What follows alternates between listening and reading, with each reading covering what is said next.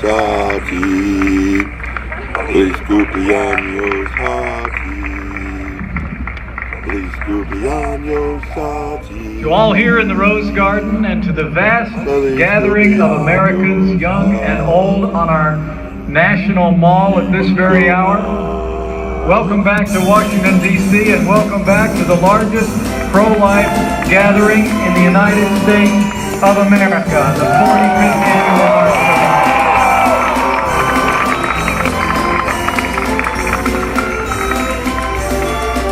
More than 240 years ago, our founders wrote words that have echoed through the ages.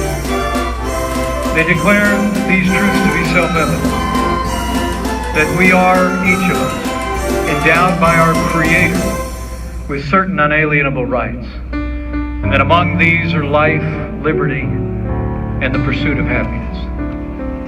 45 years ago, the Supreme Court of the United States turned its back on the unalienable right to life. But in that moment, our movement began. A movement that continues to win hearts and minds. A movement defined by generosity, compassion, and love. And a movement that 1 year ago tomorrow inaugurated the most pro-life president in American history, President Donald Trump.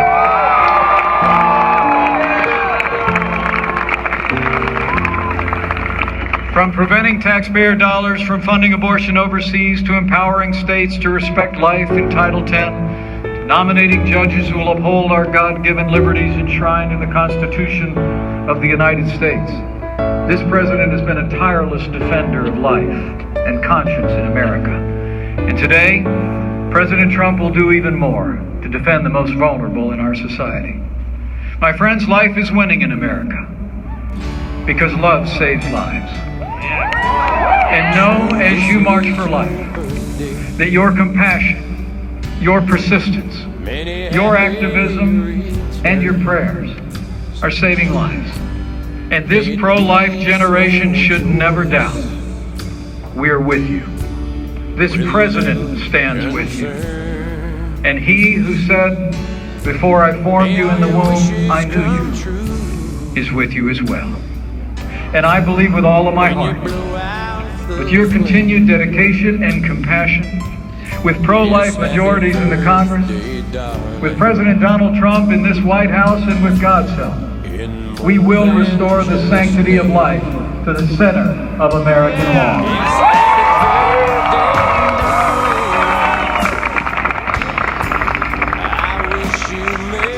And so, with a grateful heart, on this 45th Annual March for Life, it is now my high honor and distinct privilege to introduce to you the 45th President of the United States of America, President Donald Trump.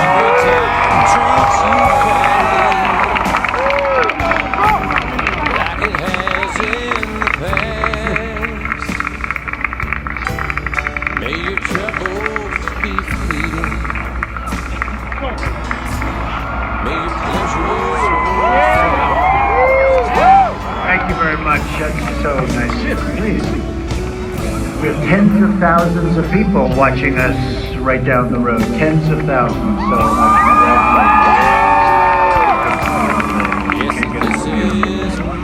So I want to thank our Vice President, Mike Pence, for that wonderful introduction. I also want to thank you and Karen for being true champions for life. Thank you. Thank Karen. Today I'm honored and really proud to be the first president to stand with you here at the White House to address the 45th March for Life. That's very, very special. 45th. This is a truly remarkable group. Today, tens of thousands of families, students, and patrons, and really just great citizens gather here in our nation's capital. You come from many backgrounds, many places, but you all come for one beautiful cause: to build a society where life is celebrated, protected, and cherished. The March for Life is a movement born out of love. You love your families, you love your neighbors, you love our nation, and you love every child, born and unborn, because you believe that every life is sacred, that every child is a precious gift from God.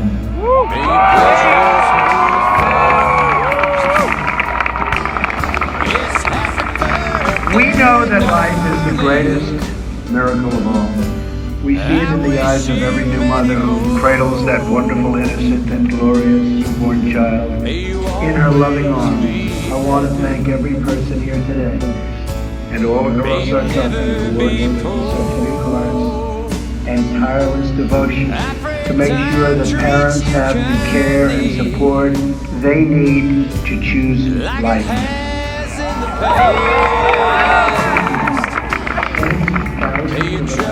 Have been born and reached their full God-given potential because of you. You're living witnesses of this year's March for Life theme, and that theme is Love Saves Lives.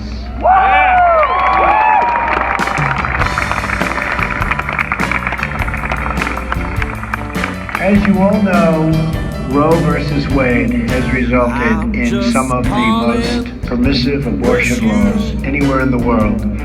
For example, in the United States, it's one of only 7 countries to allow elective late-term abortions, along with China, North Korea, and others.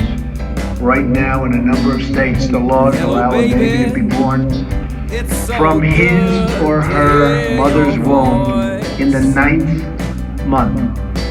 It is wrong. It has to change. Americans are more and more pro-life. You see that all the time.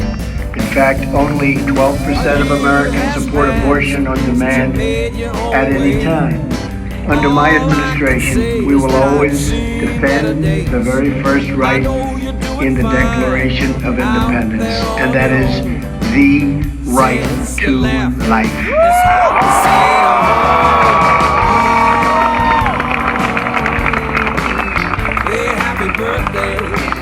Tomorrow will mark exactly 1 year since I took the oath of office. And I will say our country is doing really well. Our economy is perhaps the best it's ever been. You look at the job numbers, you look at the companies pouring back into our country, you look at the stock market at an all-time high, unemployment 17-year low, unemployment for African American workers at the lowest mark in the history of our country. Unemployment for Hispanic at a record low in history. Unemployment for women, think of this, at an 18-year low. We're really proud of what we're doing. And during my first week in office, I reinstated a policy first put in place by President Ronald Reagan, the Mexico City policy.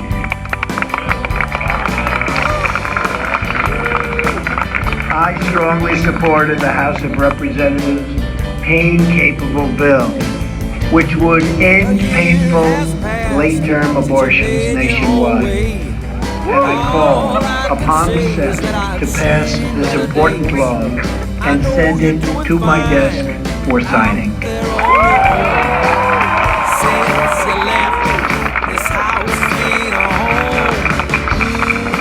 On the National Day of Prayer, I signed an executive order to protect religious liberty.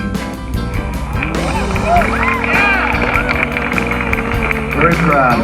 Today I'm announcing that we have just issued a new proposal to protect conscience rights and religious freedoms of doctors, nurses, and other medical professionals. So important.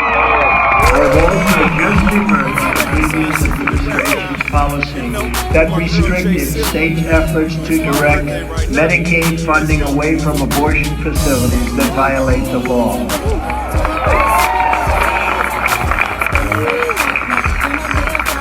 We are protecting the sanctity of life and the family as the foundation of our society. But this movement can only succeed with the heart and the soul and the prayer of the people. Here with us today is Mary Anna Donadio. from Greensboro, North Carolina. Where is Mariana? Hello, come on up here, Mariana.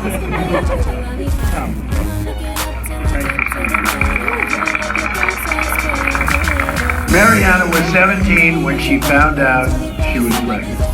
At first she felt like she had no place to turn, but when she told her parents, they responded with total love, total affection, total support. Great parents? Great? I thought you were. Mariana bravely chose life and soon gave birth to her son. She named him Benedict, which means blessed. Mariana was so grateful for her parents' love and support that she felt called to serve those who were not as fortunate as her. She joined with others in her community to start a maternity home to care for homeless women who were pregnant. It's great. They named it Room at the End. Today, Mariana and her husband Don are the parents of 6 beautiful children, and her eldest son Benedict and her daughter Maria join us here today. Where are they? Come on over.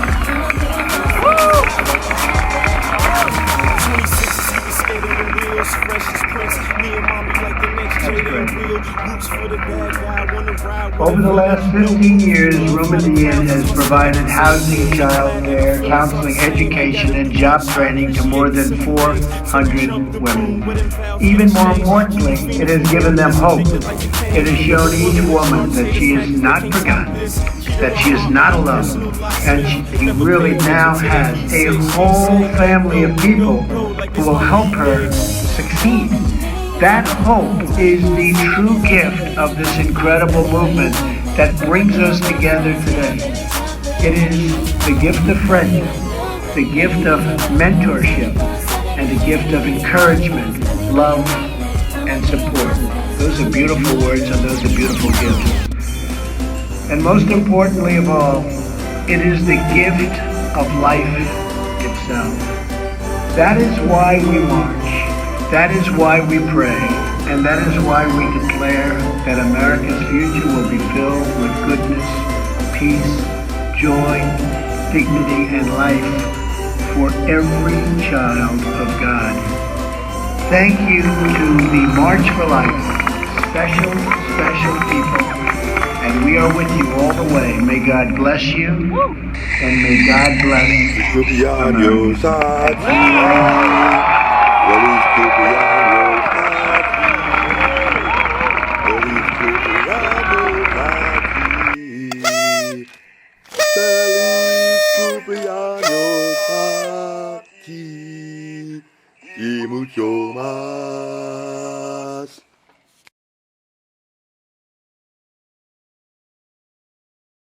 This advertisement was authorized by Mike Webb.